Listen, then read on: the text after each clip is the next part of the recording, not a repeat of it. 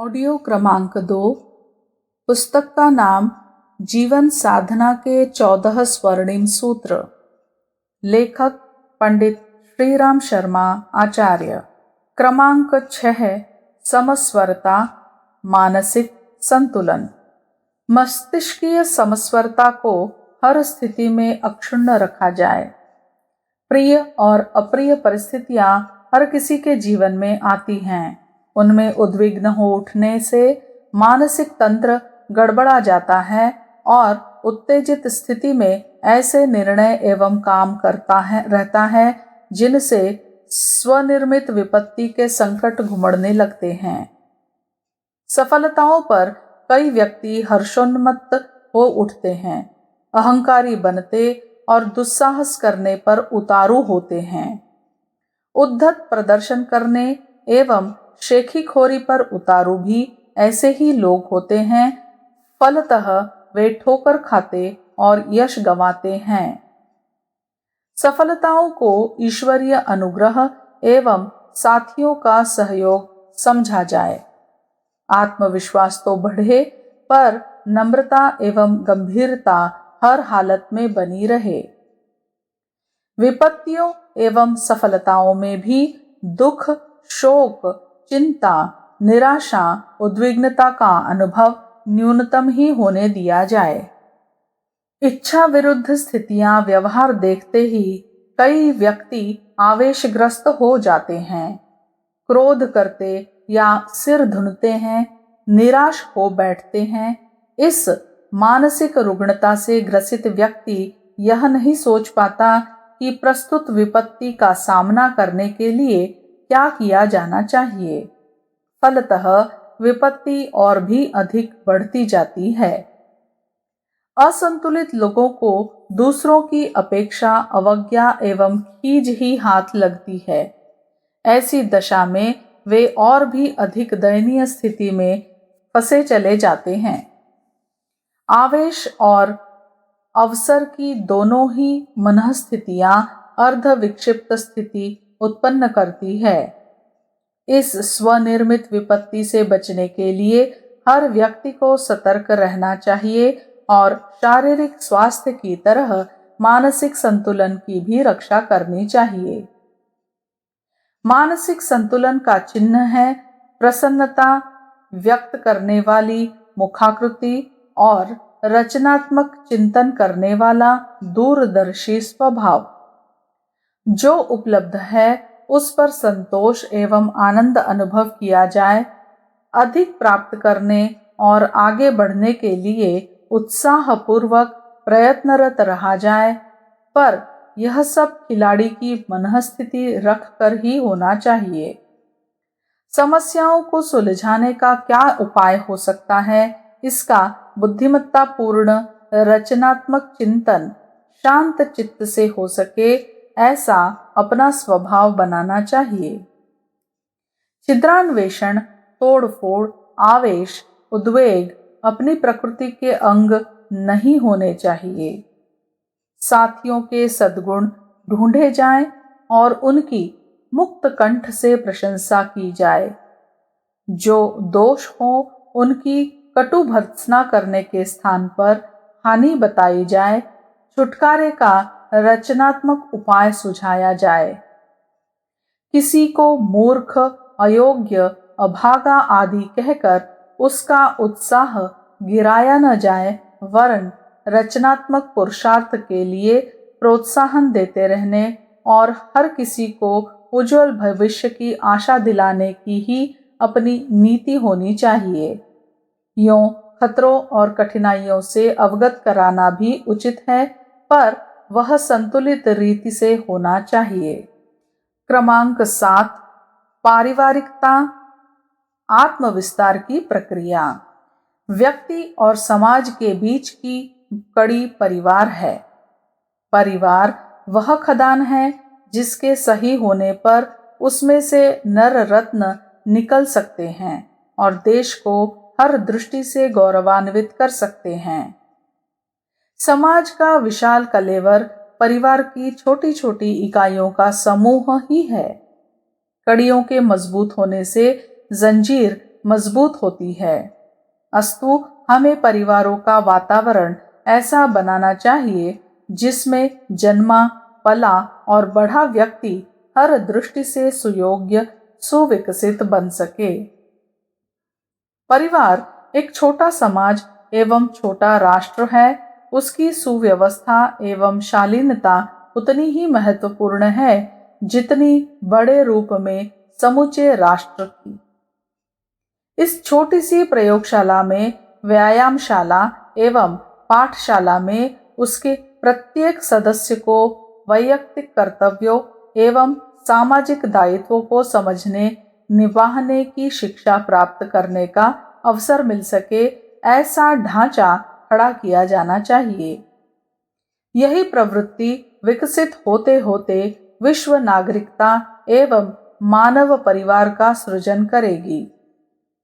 हमें अपने परिवार की सुव्यवस्था रखने में पूरी दिलचस्पी लेनी चाहिए और इस प्रयोजन के लिए स्वयं समय देना चाहिए। हर व्यक्ति और हर वस्तु स्वच्छ रहे, प्रत्येक सामान यथास्थान साफ सुथरा और कायदे तरीके से सुसज्जित रखा होना चाहिए। रसोई घर, शौचालय, स्नान घर, नाली जैसे स्थानों की सफाई का सदा ध्यान रहे।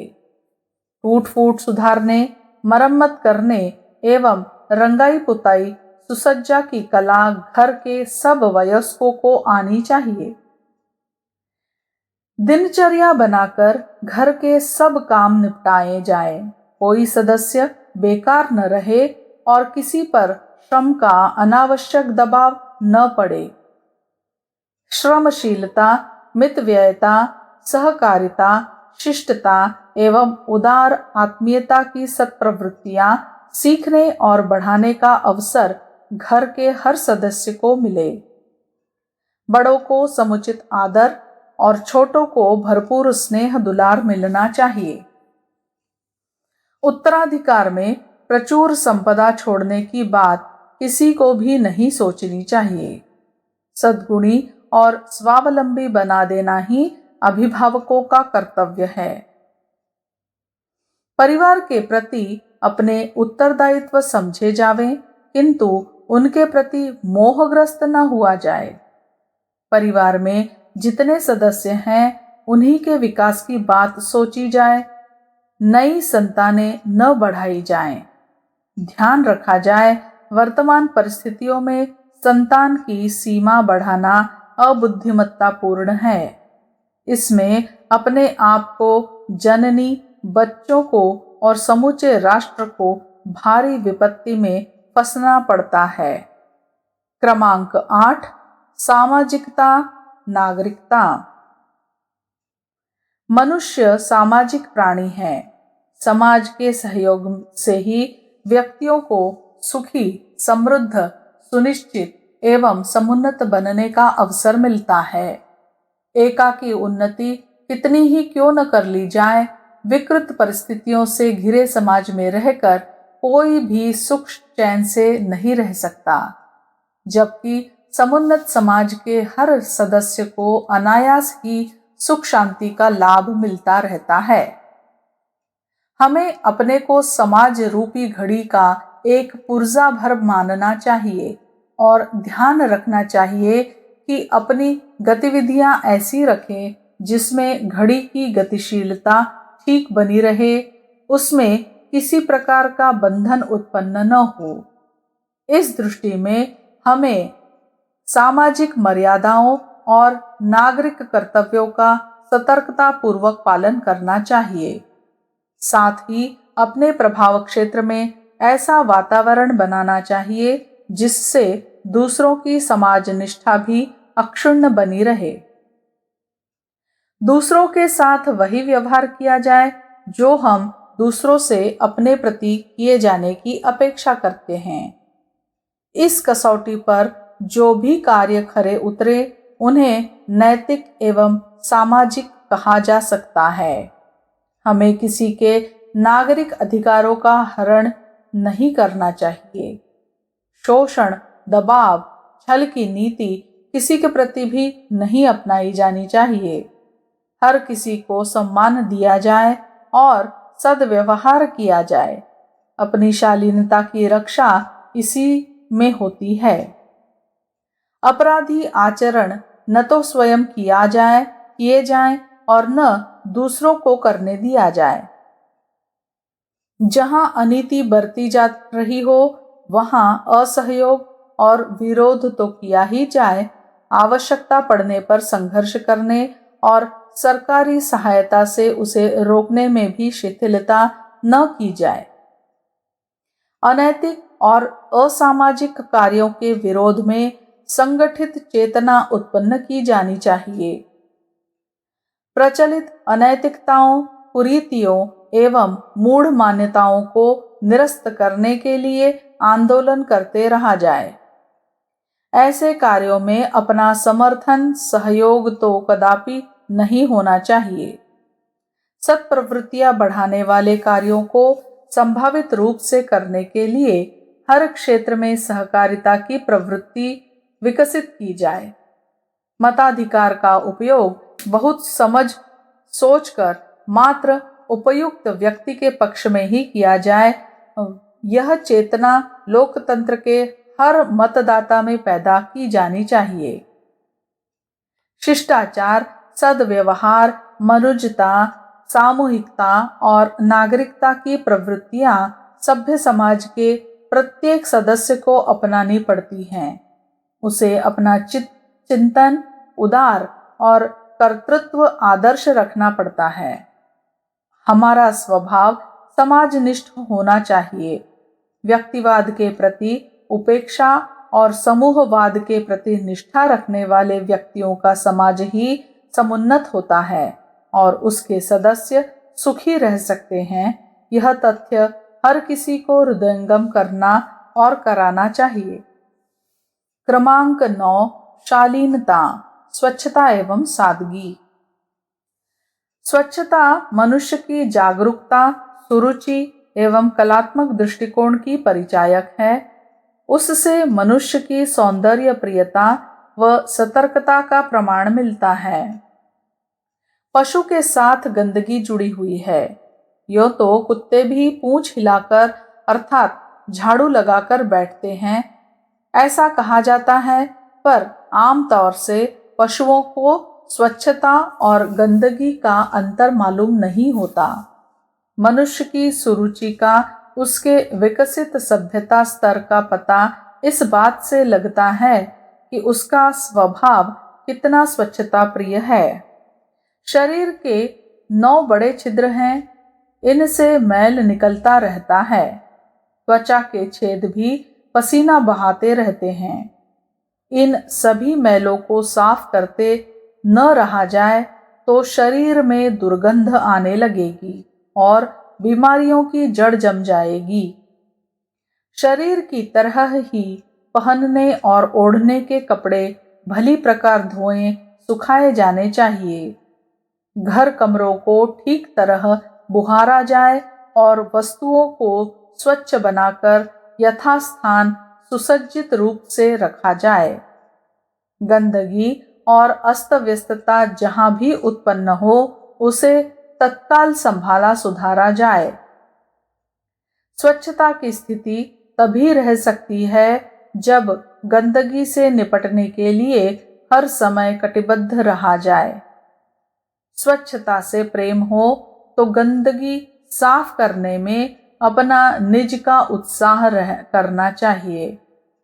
जो गंदगी छूने से, हटाने से हिचकते हैं, वे स्वच्छता का मूल्य नहीं चुकाते और उससे वंचित बने रहते हैं। शरीर, वस्त्र, वस्तुएं, उपकरण, घर आदि की स्वच्छता सुव्यवस्थित देखकर यह पता चलता है कि अपने मानवीय सभ्यता के क्षेत्र में कितना प्रवेश पा लिया। सौंदर्य प्रियता की एकमात्र परख स्वच्छता और सुव्यवस्था है। सौंदर्य क्षेत्र की एक उपहासास्पद विकृति है सज धज, ठाट बाट, फैशन, टीम टामक की कृत्रिमता। बचकाने व्यक्ति इसी बचकानेपन को अपनाते हैं और ओछेपन का परिचय देते हैं। इस प्रकार के आवरण सजाने में शालीनता पर को अपनी प्रत्यक्ष हेठी अनुभव होगी। फैशन के नाम चित्र विचित्र कीमती पोशाकों के ढेर जमा करना पैसे का प्रत्यक्ष ही दुरुपयोग है। सज धज करके निकलने का अर्थ है दूसरों का ध्यान अपनी ओर पटाना, अपने ओछेपन का फूहड़ विज्ञापन करना। हमें ऐसे उद्धत प्रदर्शन से स्वयं बचना चाहिए और अपने परिवार एवं संपर्क के लोगों को उससे बचाने का प्रयत्न करना चाहिए। अपने पहनाव ओढ़ाव, परिधान, वेश विन्यास एवं उपकरणों में सादगी, सस्तेपन का समावेश होना चाहिए। अपव्यय और उद्धत प्रदर्शन से शालीनता का स्तर गिरता है, बढ़ता नहीं। यह तथ्य भली प्रकार ध्यान में रखा जाए।